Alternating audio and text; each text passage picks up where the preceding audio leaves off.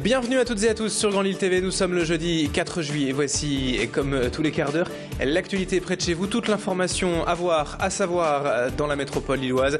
Le journal de la rédaction en images en 7 minutes dans un instant.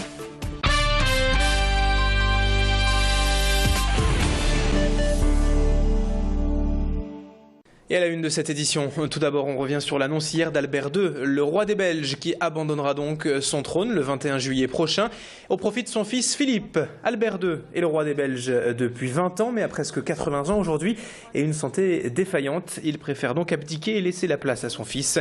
Le 6e roi des Belges restera pour beaucoup de ces sujets le partisan d'une société réunie et multiculturelle au centre d'une Europe qu'il a toujours défendue. Albert II abdiquera donc officiellement dans 2 semaines le 21 juillet prochain, jour de la fête nationale en Belgique. Et c'est donc son fils Philippe qui lui succédera. Nous sommes allés ce matin de l'autre côté de la frontière, à Verviers, en Belgique, pour avoir le sentiment à ce sujet de nos voisins belges. On l'écoute. C'était temps pour lui et que Prince Philippe va être roi Philippe.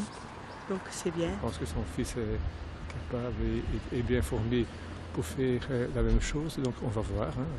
Ça reste le même ici en Belgique pour les gens. Hein.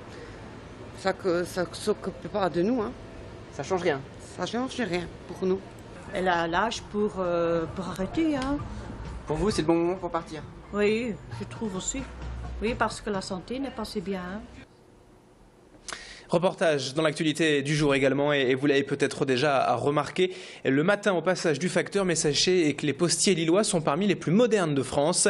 En effet, ils profitent depuis peu des nouvelles technologies et surtout de ce smartphone qui leur a été distribué. 250 facteurs lillois sont ainsi équipés d'un téléphone et d'une application dédiée baptisée Factéo pour faciliter les procédures et leurs relations avec les clients. Désormais, c'est donc sur l'appareil directement qu'il faut signer pour recevoir son recommandé.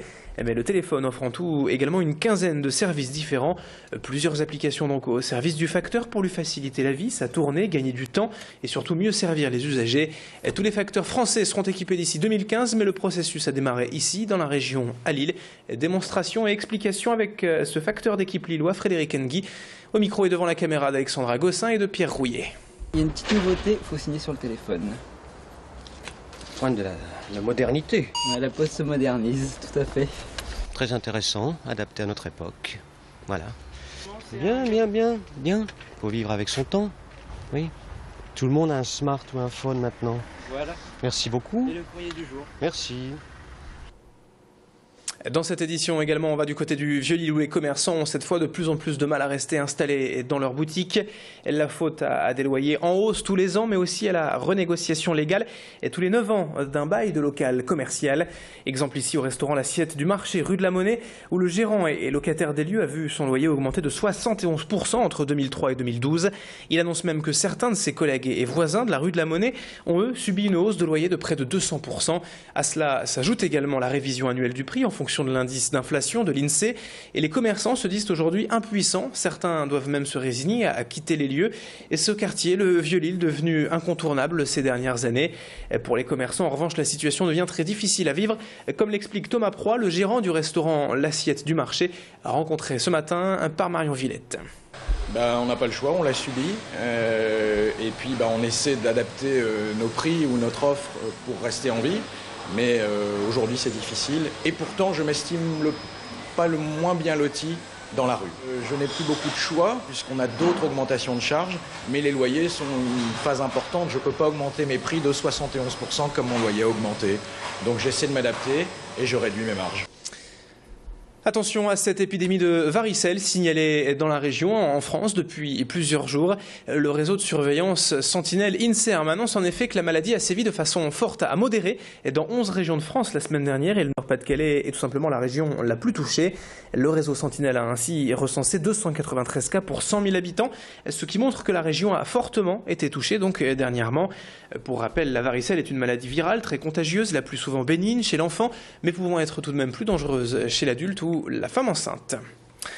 Enfin, on termine cette édition avec un gros plan sur cette nouvelle galerie d'art à Lille, Corridor 24B, qui accueille en ce moment une exposition de jeunes artistes.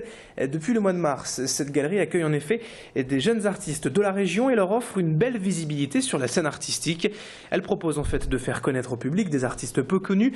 Et pour ces artistes, voilà un passage tremplin sur cette scène artistique diverse lilloise. 2 artistes exposent actuellement, Louis-Charles et Guillaume. L'un est artiste peintre, l'autre sculpteur, et cet endroit a en fait pu le voir grâce à l'aide de mécènes.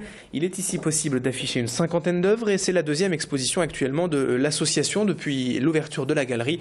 Sylvie Dumaine est la présidente de Corridor 24B. Elle revient sur le principe de cette galerie et l'origine du nom. C'était un nom qui correspondait très bien à notre vocation, puisque lieu de passage, donc lieu de passage pour de jeunes artistes, plus ou moins jeunes, peu importe, mais qui n'ont jamais exposé ou à Lille ou en France, avec la possibilité donc de devenir un tremplin, un passage pour eux, pour qu'ils s'élèvent vers d'autres cieux, vers d'autres avenirs. Et c'est ainsi que se termine cette édition. Merci à toutes et à tous de l'avoir suivi, d'être toujours aussi nombreux, à nous être fidèles sur Grand Lille TV. Et dans un instant, on enchaîne avec la météo des plages également, nouveauté de cet été. Et puis bien sûr, l'infotrafic juste après. Et déjà une bonne nouvelle pour cette météo. Aujourd'hui et pour les prochains jours, le retour du soleil tant attendu. On en parle dans un instant.